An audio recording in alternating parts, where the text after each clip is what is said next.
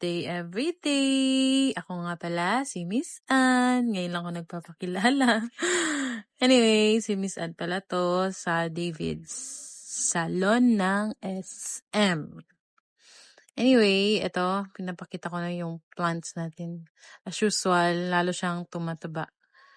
Diba? Ayan, kasama ko dun sila Eva. At saka si Princess. Ito kami, naglilinis. Pakinggan niyo yung kakanta yan. Dyan si Lenny. Actually, narinig niyo na yan. Ganda ng boses ni Lenny dito. Yan.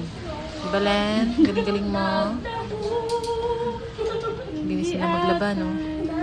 Dami naming labahin. Ibig sabihin that day, mayroon kaming mga treatment.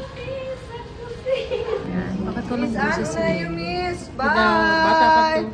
Bye-bye! Ayan, si Marie. Narinig niyo yun? Ang sabi niya, ganun siya magpaalam. Eto tayo, nagsusulat kasi kailangan natin magsulat. Ayun si Michelle. Yan si Lola Michelle na pala siya. Yan si Jonalina ulit. Yan sila, walang mga nagagawa. Ganyan na talaga sila pag wala nang ginagawa. Nagko-combination. Nagsasama-sama kami doon sa loob. Si Eva, nagpa-dark gray and green. Heto na naman ako. Yan. Diba? Parang ang dami-dami nangyari. No? Actually, yan. Paulit-ulit lang yan. Yan. Nagpapa-blower tayo. Yan. Si Gajir, si Barbie. May sinasabi siya kay Lenny. Masaya sila. Len? Ano yun? Bakit yun? Si Ate Lisa, natutuwa. Anyway, ganyan yung pangpalaki ng puwet ni Michelle. Yan. Nagpa-trim lang yan si ma'am ng 1 inch actually. Diba? Yan ako. Gusto ko mag-anik-anik sa buhok. Yan. Nilagyan ko siya ng extension na pink. Anyway, yan pala yung time na Sunday yun.